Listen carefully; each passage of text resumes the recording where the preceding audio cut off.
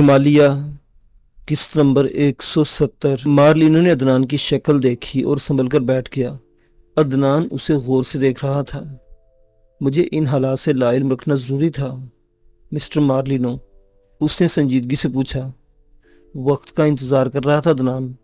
इस दौरान मैं चाहता था कि तुम आज़ाद जहन से अपनी ज़मीन का जायज़ा ले लो। मार्लिनो ने जवाब दिया। मुझे यकीन है यही ज़रूरी होगा। कुछ हालात जान सकता हूँ। यकीनन वक्त भी आ गया है। मैं खुद तुम्हारे ख्यालात से आगाह होना चाहता हूँ। शुक्र मिस्टर मार्लिनो, बैठ जाऊँ? हाँ अदनान। बादशाह खान से गुफ्तगू के दौरान किसी हद तक हालात तुम्हें मालूम हो चुके होंगे। मैं इस गुफ्तगू को जज्बाती गुफ्तगू करार देता हूँ। वो किसी सूरत हाल के जानने के लिए मुनासिब नहीं थी। पहाड़ों की इस सरजमीन के बारे में तुम्हारे क्या एहसासात हैं? यहाँ आने के बाद नहीं मिस्टर मार्लिनो, मेरी माँ ने मुझे इस ज़मीन की इतनी कहानियाँ सुनाई हैं कि बचपन ही से मेरे लिए अजीम है। एक बहुत बड़ा मुल्क इस ज़मीन पर हमारे ज़रिए कब्जा करना चाहता है और इस वक्त तुम इसके मरकज़ निगाह हो। मार्लिनो ने तंजीम के बारे में मुकम्मल तफसीलात, इसकी कार्रवाई और इसमें अपनी शमूलियत, अपने दिल की आवाज़, एक एक चीज़ की तफसील अदनान को बता दी। अदनान का चेहरा यकसर तब्दील हो गया था। लगता था जैसे उसके चेहरे से एक निकाब सी रख गई हो और अब वो एक ज़हीन शख्स था। उसने कहा, इस सिलसिले में क्या प्रोग्राम है मिस्टर मार्लिनो? बेशुमार उलझनों के दरमियान से गुजर रहा हूँ। दिफा की रगें ढीली पड़ गई हैं। इस सिलसिले मुझे अहम किरदार अदा करना है। तुम्हें खुद अंदाज़ा हो गया होगा। कुछ तजावीज़ हैं, गौर कर लें, ज़रूर मुझे खुशी होगी। वो नक्शे कहाँ हैं जहाँ ये लोग हवाई अड्डे तामीर करना चाहते हैं? वैसे इस बात से हमें अंदाज़ा ज़रूर हो गया है कि फ़ज़ाई इस्तेहकाम के बगैर कोई कार्रवाई करने से दरेक करेंगे। हाँ यकीनन, मार्लिनो ने जवाब दिया। गोया हमारे पास वक्त है मिस्टर मार्लिनो। आपने बादशाह खान से कहा था कि आपको नहीं मालूम कि तंजीम के कौन कौन से पोशीदा जासूस यहाँ मौजूद हैं। मुझे इस बात से इत्तफाक है। लाख एतमाद के बावजूद आप पर भी खुफिया निगाह रखी ज़रूर जा रही होगी। मैंने महसूस किया है आप इन लोगों की तरफ ज़्यादा तवज्जो नहीं दे रहे, इन मालूमात में कुछ सरगर्मी नहीं दिखा रहे। आपके मालूमाती ज़राए भी मुनासिब तौर पर काम नहीं कर रहे और तहमाना की नई कैफियत से आप बिल्कुल नावाकिफ़ हैं। मैं चाहता हूँ मिस्टर मार्लिनो के मेरे काम का फ़ौरन आगाज़ हो जाए। इसकी इब्तदा फराना से हो। इन लोगों को गिरफ्तार कर लिया जाए जो बादशाह खान के हमनवा हैं। एक इज्तिमा का इंतज़ाम किया जाए जो फराना में हो और उसमें कबाइल की हैरी तंजीम का ऐलान कर दिया जाए, लेकिन जो सरदार काबिल एतमाद हों उन्हें बादशाह खान से खुफिया तौर पर मिलाया जाए ताकि वो उन्हें सही सूरत हाल समझा दे। हवाई अड्डों की तामीर में सरगर्मी से हिस्सा लिया जाए और यहाँ पूरी तवज्जो से काम शुरू करा दिया जाए। ये हवाई अड्डे हमारे मुल्क की एयरफोर्स के काम आएंगे मिस्टर मार्लिनो। एक खुफिया मिशन इन तमाम कामों से पहले दारुल हुकूमत भेज दिया जाए जो नुमान खान के साथ वहाँ काम करे और इसका हम लोगों से मुस्तकिल राब्ता रहे। मैं इनकी नाक का बाल बनना चाहता हूँ मिस्टर मार्लिनो, क्योंकि बात किसी छोटी रियासत की नहीं है। मार्लिनो हैरत से आंखें फाड़े अदनान को देख रहा था। फिर उसके मुंह से निकला, सिद्धाशी ने तुझे क्या बताया है अदनान? नहीं मिस्टर मार्लिनो, ये मेरे बाप की सरजमीन है, ये मेरे दादा की सरजमीन है। मेरा सूख खून इसी के ज़र्रात समेटे हुए हैं। मेरा ख्याल है मेरी परवरिश इसी दिन के लिए हुई थी। मार्लिनो की आंखों में आंसू आ गए। उसने कहा, और मेरी ज़िंदगी भी शायद इसी दिन के लिए बची थी अदनान। यह जो कुछ है अब तुम्हारे लिए है मेरे बच्चे। मैं इस बात पर खुश हूँ कि तुम अपने बाप की तरह दिलेर और उससे कहीं ज़्यादा ज़ीरक हो। मुझे बताओ मैं क्या करूँ? फराना में मेरी सरदारी का ऐलान की तैयारियाँ जो हंगामी होंगी। मैं काम का आगाज़ करता हूँ, मार्लिनो ने कहा। उसकी आंखें मुसर्रत से चमक रही थीं। शीरान पैदल सफ़र करता हुआ फराना में दाखिल हुआ था। गुस्से की शिद्दत से उसका बुरा हाल था। बादशाह खान से उसे कोई परखाश नहीं थी। वो तो उस नौजवान के खून का प्यासा हो रहा था जिसने बादशाह खान को इसके चुंगल से बचाया था। उसका एक एक नक्श शीरान के दिल पर कचौके लगा रहा था। बड़ी मुश्किल से उसने इसका खोज लगाया था। फराना में उसने जिस पहले इंसान को देखा वो सलाल खान था। बूढ़ा सलाल खान सीना ताने खड़ा आसमान की जानिब देख रहा था। शीरान के कदमों की चाप पर भी उन्हें चौंका। भूख प्यास ने शीरान को नीम जान कर रखा था। जब सलाल खान इसके तुम तवज्जो न हुआ तो वो झुंझुलाकर आगे बढ़ा। बुढ़ापे ने तुमसे स्मात और बसीरत छीन ली है क्या? उससे गुर्राई आवाज में कहा। आसमानों की आवाज़ ज़मीन की हर आवाज़ से ज़्यादा बुलंद होती है। मेरे कान आसमानी आवाज़ें सुन रहे हैं। सुनो, क्या दिलफरेब आवाज़ें हैं। आह, अनोखी नहीं है, जो पहले न हुई हूँ अब हैं। जोहरा बाई अम्बाले वाली गा रही होगी, मगर बड़े मियाँ आसमान से नीचे उतर आओ वरना मैं तुझे ऊपर पहुंचा दूंगा। शीरान ने तमस्कुराना अंदाज में कहा। गुड़ खाया है कभी? नहीं खाया। हाय कमबख्त, तूने यही शीरीनी नहीं चखी, दिल में मिठास पैदा होती। गुड़? शिरान ने ताज्जुब से कहा। खिसके हुए मालूम होते हो। यही तो कमी है इस दुनिया में, खुद खिसक रही है आहिस्ता आहिस्ता, होले होले, तबाही की तरफ, बर्बादी की तरफ। कुछ बताओ तो क्या कहती है, खिसके हुए लगते हो। सलाल खान बोला, मैं भूखा हूँ। शिरान हलक फाड़ कर चीखा, प्यासे भी हो, चाहतों के, दोस्तों के। आज सोचा है तुमने, आज परखा है खुद को। मारे जाओगे मेरे हाथ से, कुछ खाने का बंदोबस्त करो, इसके बाद जितनी दिल चाहे बकवास कर लेना। शिरान जिच होकर बोला, गुड़ खाओगे? फकीर की झोली में इसके सिवा क्या मिल सकता है। सलाल खान ने गुड़ का बड़ा सा टुकड़ा निकालकर इसकी तरह बढ़ा दिया। लानत है तुम पर, लाओ आज यही सही। शिरान ने गुड़ लिया और उसे खाने लगा। नई चीज है ना। एक गधा इंसान बना, एक जानवर आदमी बन गया। पानी लाता हूँ तुम्हारे लिए। सलाल खान कलांचे भरता हुआ एक तरफ दौड़ गया। भूख इतनी शदीद थी कि शिरान सारा गुड़ खा गया।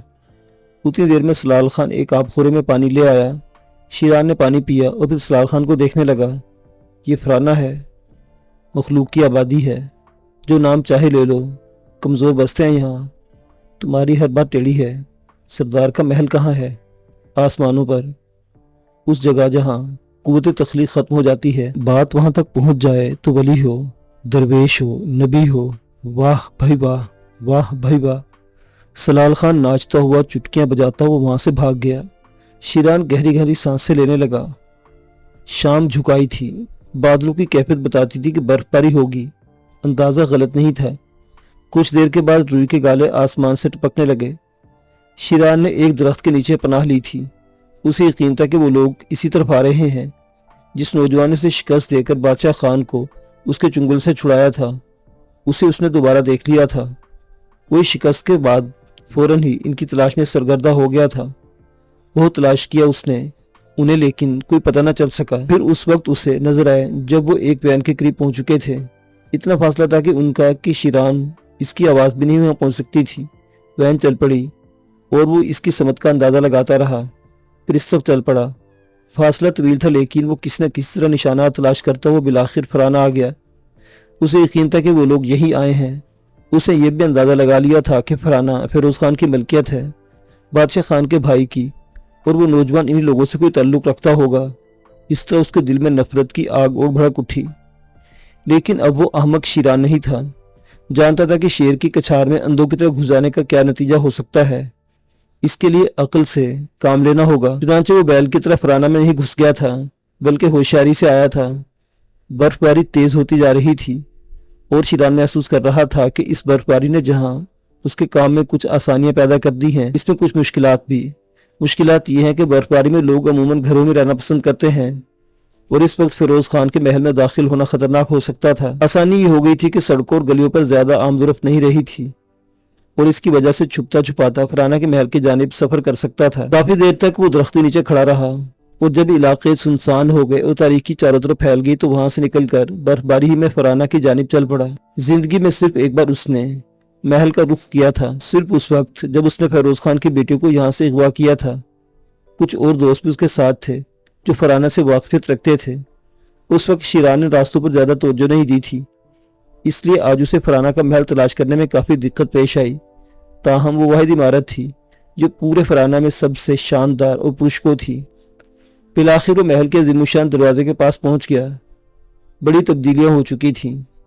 वहां इमारत एक जदीद शक्ल इख्तियार कर चुकी थी। इसके गिर्द मौजूद अहाता खासा बुलंद हो गया था। सबसे बड़ी बात यह थी कि दरवाजे पर तेज रोशनी थी और बेशुमार मुसल्लह अफराद यहाँ गश्त कर रहे थे। शिरान इन्हीं का जायजा लेता रहा। फिर उसने इमारत के अकबे हिस्सों को आजमाने का फैसला किया और रात की तारीकी में किसी पुरस्कार वजूद की मानित आहिस्ता आहिस्ता आगे बढ़ता रहा। वो एक एक चप्पे का जायजा ले रहा था। बिलाखिर उसे एक ऐसी जगह नजर आ गई जहां से वो अपना काम कर सकता था। चार दीवारी से तकरीबन 6 फुट के फासले पर एक बड़ा तनावर दरख्त था जिसकी शाखें 4 दीवारी से अंदर की जानिब चली गई थी। गश्त करने वाले पहरेदार इस तरफ से भी गुजरते थे, लेकिन इनकी निगाहों से महफूज रहना कोई मुश्किल बात नहीं थी। शिरान इस शाख के जरिए 4 दीवारी तक पहुंच सकता था। शाख 4 दीवारी के ऊपर रखी हुई थी, चुनांचे वहां तक पहुंचकर अंदर का जायजा लेना शिरान जैसे आदमी के लिए कोई मुश्किल काम नहीं था। इसने फुर्ती से दरख्त के तने के करीब पहुंचकर जूते उतारे और उन्हें अपनी जेबों में ठोंस कर दरख्त पर चढ़ने लगा। ये काम इसके लिए मुश्किल नहीं था। चंद ही लम्हात के बाद वो दरख्त की शाखों पर पहुंच गया। درخت اتنا گھنا تھا، اگر وہ چاہتا تو اطمینان سے یہاں رات گزار سکتا تھا، لیکن شیران کے لیے رکنا مناسب نہیں تھا۔ وہ ابھی اس وقت اندر کا جائزہ لینا چاہتا تھا۔ چنانچہ آہستہ آہستہ وہ اس چوڑی شاخ پر چلتا بالآخر اس کے سرے پر پہنچ گیا۔ یہی سرا عمارت کی چار دیواری پر رکھا ہوا تھا۔ دوسری جانب باغ پھیلا ہوا تھا، ایک خوبصورت اور کشادہ لان جس کے اختتام کے بعد عمارت کا بغلی حصہ نظر آ رہا تھا۔ لیکن عمارت کے اندر اتنے افراد موجود تھے کہ شیران کو خدشہ ہوا کہ اگر وہ نیچے اترا تو رات کی تاریکی میں اس کے بارے میں جان لیا جائے گا اور پھر ان لوگوں سے بچنا مشکل ہو جائے گا۔ کافی دیر تک سوچتا رہا۔ اس نے یہ فیصلہ کیا کہ تھوڑا سا وقت لگ جائے، لیکن بہتر یہ ہے کہ عمارت کا اچھی طرح جائزہ لے لیا جائے۔ تقریباً 2 گھنٹے وہ اسی طرح شاخ پر بیٹھا عمارت کے اندر موجود لوگوں کی نقل و حرکت دیکھتا رہا۔ یہاں گاڑیاں بھی تھیں اور کافی لوگ تھے۔ یہ سب کے سب ملازم پیشہ معلوم ہوتے تھے، لیکن خاص قسم کی وردی میں ملبوس اور پوری طرح مسلح۔ اتنا زبردست پہرا شیران کی سمجھ میں نہیں آیا تھا۔ ویسے بھی کسی پہاڑی سردار کی قیامگاہ پر اتنے زبردست پہرے کا مقصد سمجھ میں نہیں آ رہا تھا، تاہم اس نے غور و خوض میں دماغ کھپانا مناسب نہیں سمجھا۔ یہ فیصلہ کرنے میں اسے کوئی دقت نہیں ہوئی کہ اس وقت عمارت کے اندر اترنا موت کو دعوت دینے کے مترادف تھا، کوئی کام نہیں ہو سکتا تھا۔ چنانچہ بہتر یہی ہے کہ وقت کا انتظار کیا جائے، اور یہ درخت ایک بہترین پناہ ثابت ہو سکتا تھا اس سلسلے میں۔ لیکن اس سے پہلے کچھ اور کارروائیاں بھی ضروری تھیں، مثلاً پیٹ کا انتظام۔ ایک بار پھر اسے درخت سے نیچے اترنا پڑا، اور اس کے بعد وہ چوروہی کی مانند بستی کی جانب چل پڑا۔ بستی میں بہت سی دکانیں اب بھی کھلی ہوئی تھیں، لیکن ان سے بچتا ہوا ایک ایسی دکان کے پاس پہنچ گیا جو حلوائی کی دکان تھی۔ شیران نے ایک لمحے کے لیے سوچا اسے روک کر اسے خوراک طلب کی جائے، لیکن پھر وہی مسئلہ سامنے آ گیا۔ اس نے ایسا کیا تو کسی ایسے آدمی کی فرانہ میں موجودگی کا راز کھل جائے گا جو جارحیت کر سکتا ہے۔ چنانچہ اس نے صبر و سکون سے کام لیا اور ایک جگہ پوشیدہ ہو گیا۔ حلوائی دکان کو آخری تالا لگانے کے بعد وہاں سے چل پڑا، اور جب وہ نگاہوں سے اوجھل ہو گئے تو شیران ادھر ادھر دیکھ کر دکان کے قریب پہنچ گیا۔ اس نے تالے کو دیکھا۔ اس تالے کو توڑنا اس کے لیے کوئی مشکل کام نہیں تھا۔ اس نے ایک پتھر سے تالا توڑ دیا اور پھر اس کی ضربوں سے پیدا ہونے والی آواز کے رد عمل کا انتظار کرنے لگا، لیکن اطراف میں کوئی موجود ہی نہیں تھا جو اس کی اس حرکت سے واقف ہوتا۔ اس کے بعد اس نے اطمینان سے دکان کی کنڈی کھولی اور اندر داخل ہو کر دروازہ بند کر لیا۔ کافی کچھ تھا کھانے پینے کے لیے۔ شیران نے شکم سیر ہو کر کھایا، پانی کی جگہ دودھ پیا اور بڑی سی ڈکار لے کر بولا، 2 صبح کو تمہیں دکان میں ہونے والے اس واردات کا افسوس تو ضرور ہوگا، لیکن ایک آدمی کی خوراک کسی کو بہت بڑا نقصان نہیں پہنچاتی، اس سے زیادہ میں یہاں سے کچھ نہیں لے رہا۔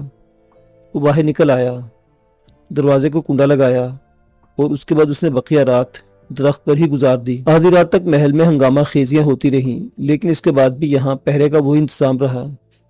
یہ دیکھ کر شیران نے اندازہ لگا لیا کہ کم از کم رات کی تاریکی میں اپنا کام آسانی سے نہیں کر سکتا۔ گشت کرنے والے سپاہی جو محل کی 4 دیواری کے باہر گشت کر رہے تھے بارہا اس درخت کے نیچے سے گزر چکے تھے۔ اس وقت شیران نے اس کے بارے میں کچھ نہیں سوچا تھا، لیکن پھر اس نے دور سے ایک پہرے دار کو گشت کرتے ہوئے دیکھا، ادھر آتے دیکھا۔ یہ اچھے تنتوش کا مالک تھا اور لگ بھگ شیران کی قد و قامت کا تھا۔ اسے دیکھ کر اچانک شیران کے ذہن میں وہ تصور ابھرا تھا، اگر اس سپاہی کی وردی اسے حاصل ہو جائے تو کم از کم اس کے لیے کچھ آسانیاں پیدا ہو سکتی ہیں۔ خواہ محل میں درختی کے راستے اندر داخل ہوا جائے، لیکن وردی کی وجہ سے وہ لوگ اسے مشتبہ نہیں سمجھیں گے اور دن کی روشنی میں اس کے لیے کچھ آسانیاں پیدا ہو جائیں گی۔ یہ خیال اس کے ذہن پر ایسا جمع کہ وہ اونچی شاخ سے قدرے نچلے حصے میں کھسک آیا۔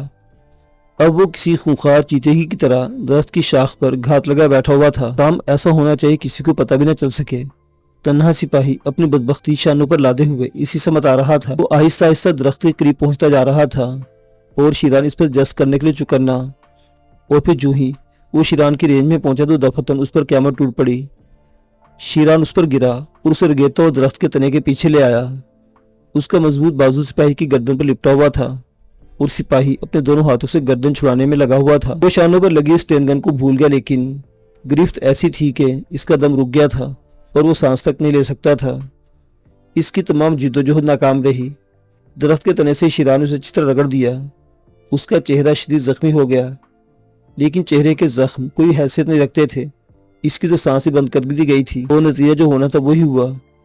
خونی درندے نے آسانی سے ایک انسان کا شکار کر لیا۔ اب سپاہی کا بے جان جسم اس کے سامنے درخت سے لگا کھڑا تھا۔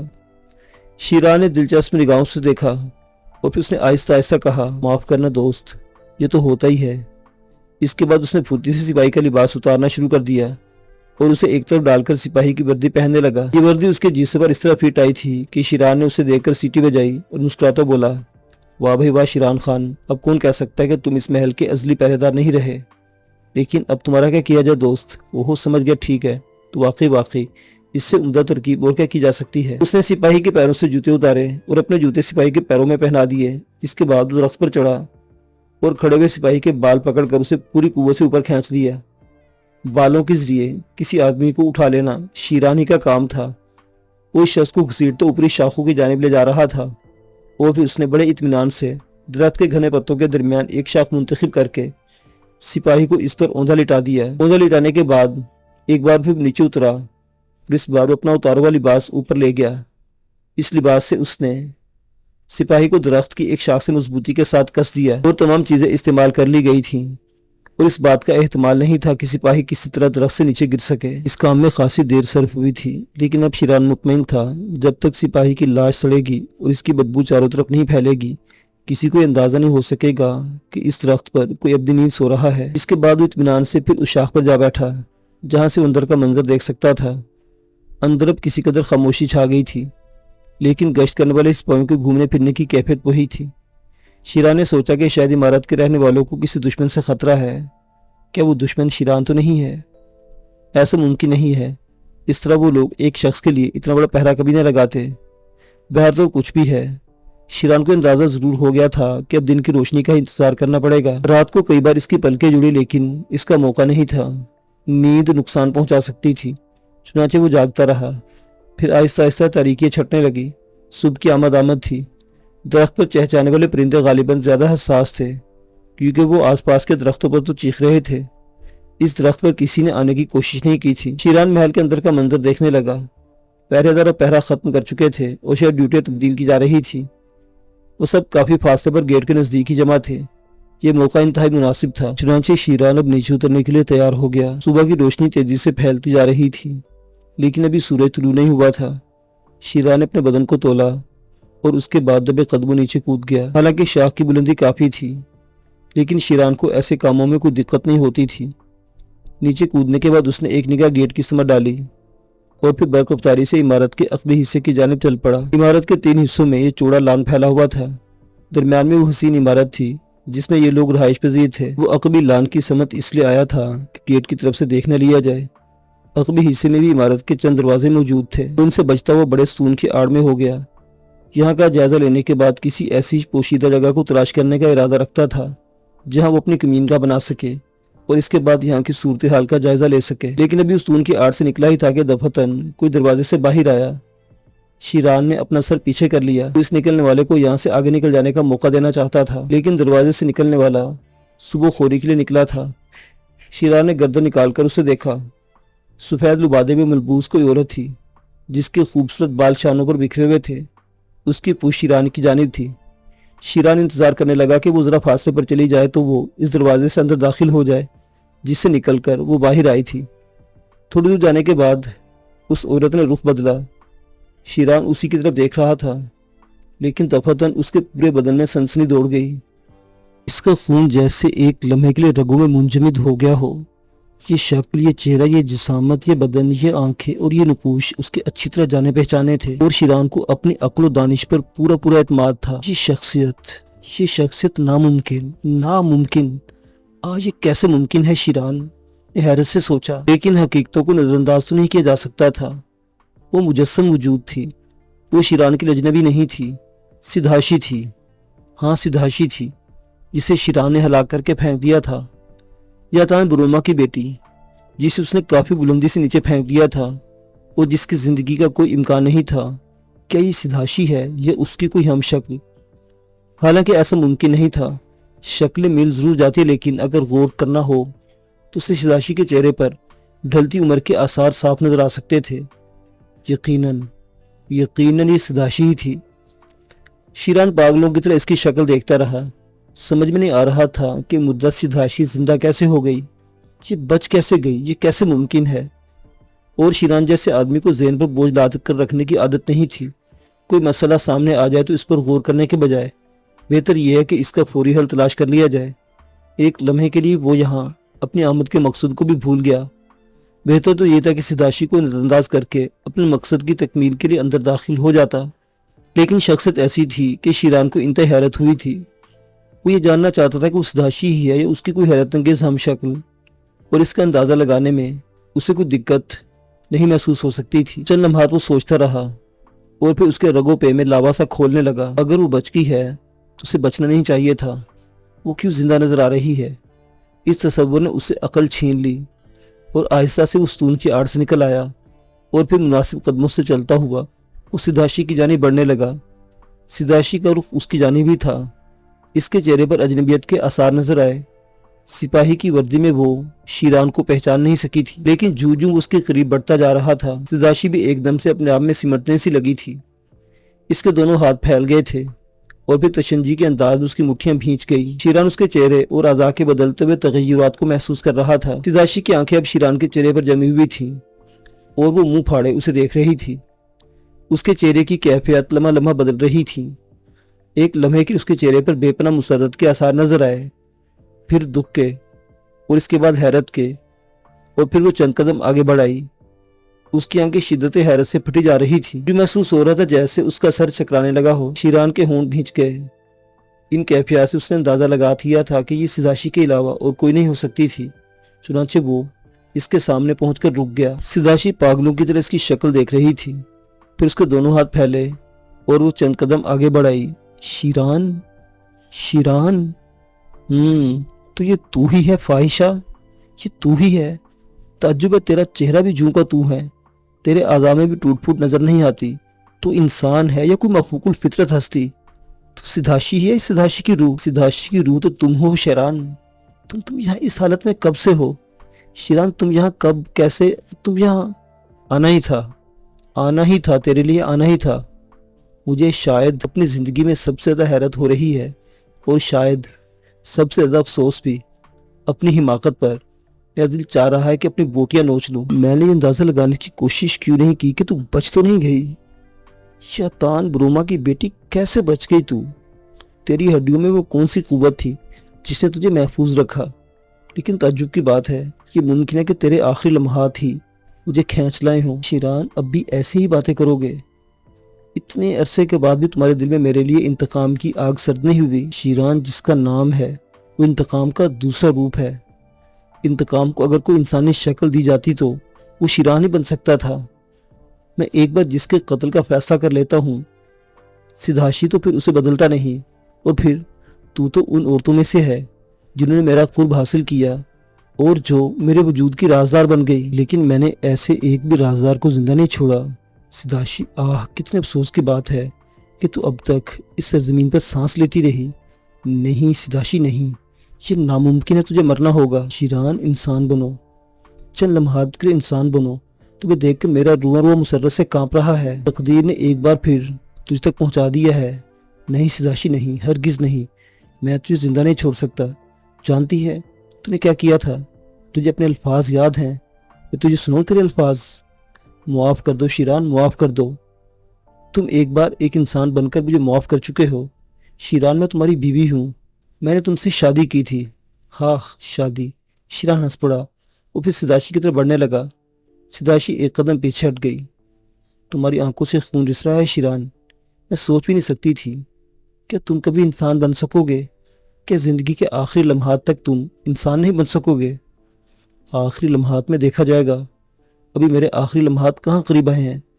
اس نے لپک کر سداشی کی گردن پکڑ لی اور سداشی کے ہاتھ مضطربانہ انداز میں پھیل گئے۔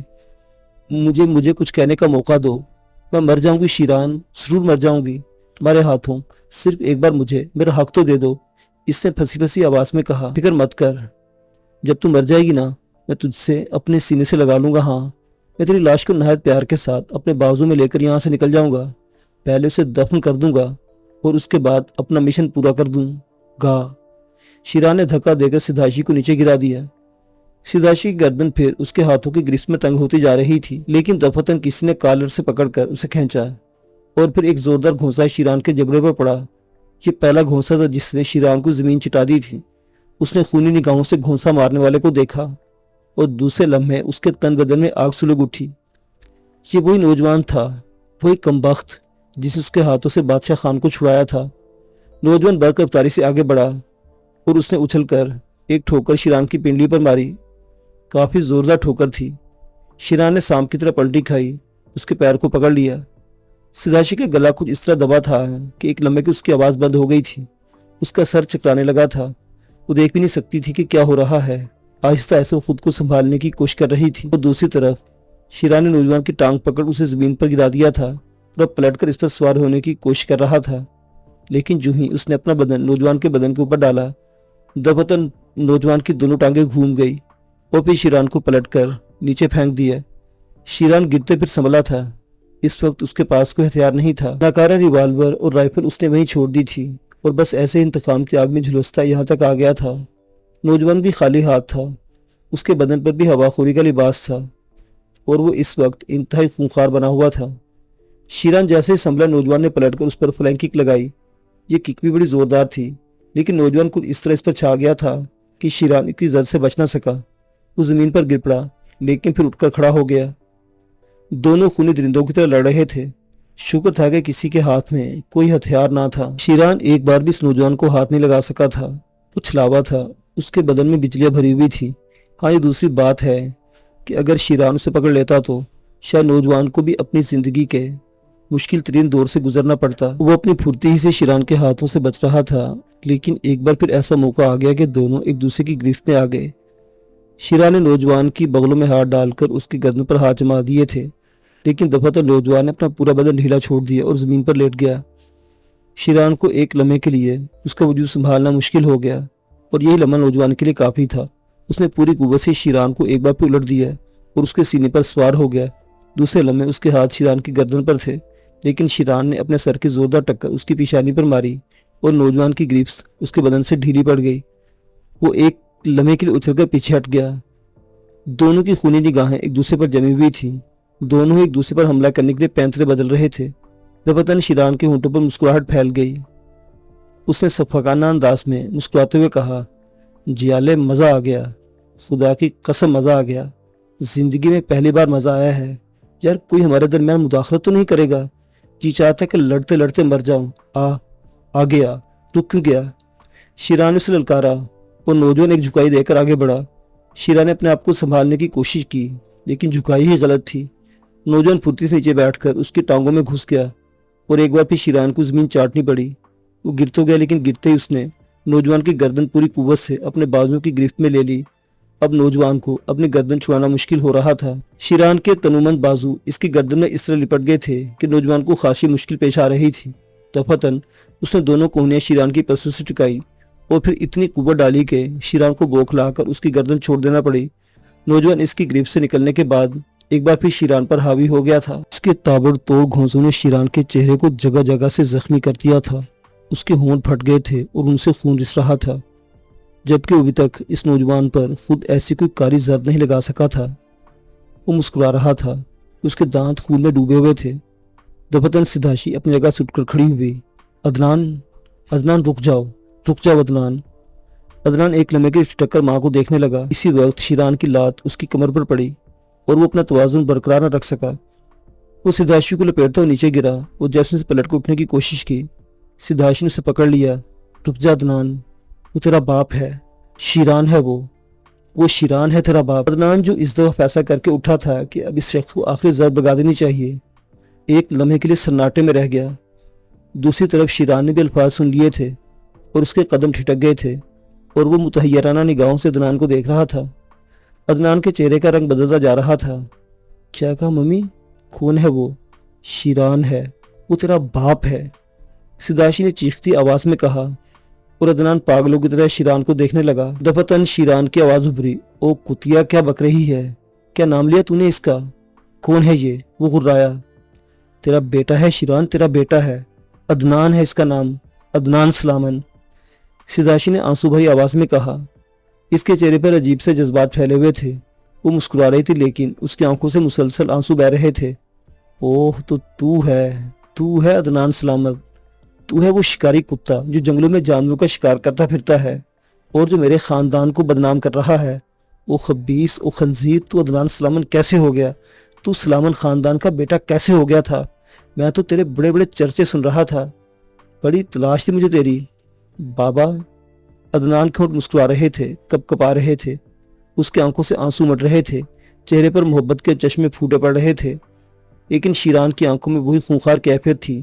کیا کیا بیوقوف کے بچے، تیرا باپ کون ہے اپنی ماں سے پوچھ، اور تو مجھ سے انتقام کا یہ طریقہ سوچا تھا، لیکن کیا تم میرے ہاتھوں سے بچ سکو گے؟ آؤ میں تمہیں بتاؤں کہ شیران کیا ہے، اور اس سے تو میں بعد میں نمٹ لوں گا جس نے میرے سینے میں چھرا گھونپنے کی کوشش کی ہے۔ بابا میں تمہارا بیٹا ہوں، عدنان ہوں، میں عدنان ہوں بابا، اس شیر کا بیٹا جس کا جواب پہاڑوں میں کہیں نہیں ہے۔ میں تمہاری تلاش میں تھا شیران بابا، میں تمہاری تلاش میں تھا۔ عدنان دونوں ہاتھ پھیلائے، سینہ نکالے آگے بڑھا، اس کے جذبات پھٹے پڑ رہے تھے۔ باپ کا نام اس کے لیے بہت بڑا مقام رکھتا تھا۔ سدھارش نے اسے شیران کے بارے میں بہت کچھ بتایا تھا، لیکن جو ہی وہ شیران کے قریب پہنچا، شیران کا ایک بھرپور گھونسا اس کے جبڑے پر پڑا۔ عدنان کے ہونٹوں سے خون کی دھار بہہ نکلی۔ اس بار سے وہ کئی قدم پیچھے ہٹ گیا تھا، لیکن زمین پر نہیں گرا۔ اسے اپنا خون بھی نہیں پوچھا، خون اس کے سینے پر بہہ رہا تھا۔ وہ ایک بار پھر اس انداز میں آگے بڑھا، بابا میں تمہارا بیٹا ہوں، میں تمہارا عدنان ہوں بابا۔ جو ہی وہ شیران کے قریب پہنچا، شیران کا دوسرا گھونسا اس کے دوسرے جبڑے پر پڑا، اور ایک بار پھر عدنان کے ہونٹ پھٹ گئے۔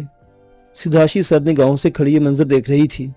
اس نے اپنا منہ سی لیا تھا، ایک لفظ بھی نہیں کہا تھا اس نے۔ عدنان پھر اسی انداز میں 2 قدم پیچھے ہٹا، اور پھر ایک بار آگے بڑھا۔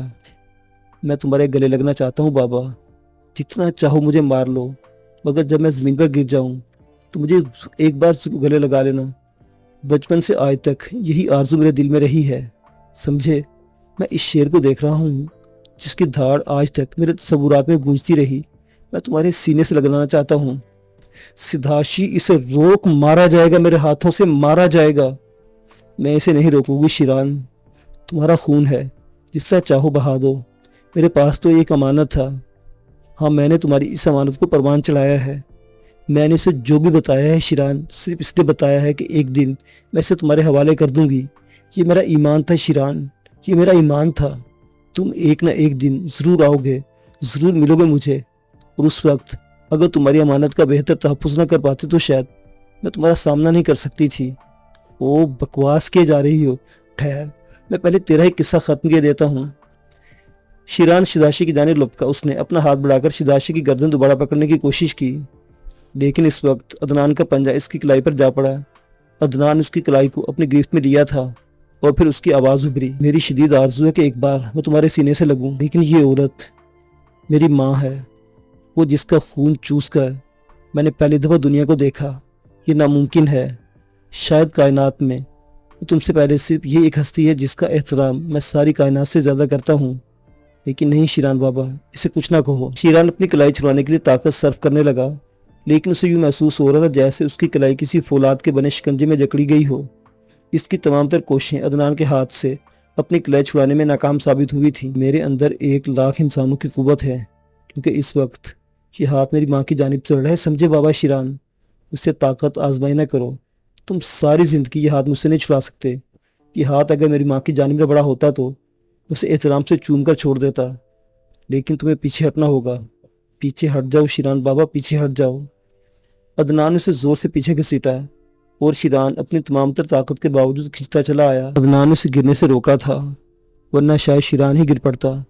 اس نے پلٹ کر دونوں لاتے عدنان کے سینے پر مارنے کی کوشش کی۔ ایک بہترین داؤ تھا، لیکن عدنان کسی چٹانے کی مانے جمع کھڑا تھا۔ اس وقت پوزیشن ایسی ہو گئی تھی کہ اس وقت شیران ذرا سی کوشش کرتا تو اس کا ہاتھ شاید بازو کے پاس سے ہی ٹوٹ جاتا۔ وہ ایک لمحے کے اپنے آپ کو بے بس محسوس کرنے لگا تھا۔ اس نے عجیب سی نگاہوں سے عدنان کو دیکھا۔ اسی وقت دوڑتے قدموں کی آوازیں سنائی دی۔ وہ مارلینو تھا، گریچا تھا، میگنیشیا تھی، اور کچھ افراد اور تھے جو اوپر کی منزل سے ہنگامہ دیکھ کر نیچے اترے تھے۔ انہیں یقین نہیں آ رہا تھا، اپنی آنکھوں پر وہ تصور بھی نہیں کر پائے تھے کہ ایسا ہو سکتا ہے۔ وہ سب پاگلوں کی طرح دوڑے تھے۔ مارلینو انتہائی حیران تھا کہ شیران کو بھلا وہ کیسے نہ پہچانتا، لیکن یہ فرانہ میں اس جگہ، اس حالت میں شیران کی موجودگی ناقابل یقین تھی۔ وہ پاگلوں کی طرح دوڑتے ان کے نزدیک پہنچ گئے۔ دفتن مارلینو غرایا، شیران، شیران کیا ہو رہا ہے؟ عدنان پہچانتے اسے کون ہے؟ عدنان چھوڑ دو اس کا ہاتھ۔ عدنان نے احترام سے شیران کا ہاتھ چھوڑ دیا۔ دوسری طرف شیران مارلینو کی آواز سن کر بوکھلا گیا تھا اور آنکھیں پھاڑے اسے دیکھ رہا تھا۔ تم بھی میں کہتا ہوں، یہ کیا چکر ہے؟ سب کیا ہو رہا ہے؟ میں عالم خواب میں ہوں کیا؟ شیران یہاں آؤ، یہ سب کیا ہو رہا تم بتاؤ، تم جواب دو اس کا۔ یہ کون ہے؟ اس کے بارے میں مجھے بتاؤ مارلینو، اس کے بارے میں مجھے بتاؤ۔ شیران عدنان کی طرف رک کر کے کہنے لگا، یہ تمہارا بیٹا ہے، سنا ہے شیران، یہ تمہارا بیٹا ہے۔ اوہ بکواس، ناممکن، میرے سامنے الفاظ کہہ رہے ہو؟ شیران بیٹے، میرے سامنے، مارلینو نے کہا، اور شیران ایک لمحے کے لیے گڑبڑا گیا۔ مارلینو کا احترام اس کے وجود کے ہر گوشے میں تھا۔ جو الفاظ اس نے کہے تھے ایک لمحے کے لیے اس نے اسے پریشان کر دیا۔ مگر مسٹر مارلینو، یہ سب کیسے ممکن ہے؟ میرا بیٹا کہاں سے آ گیا؟ یہ تمہارا بیٹا ہے شیران، میں اس کی گواہی دے سکتی ہوں، میگنیشیا نے کہا۔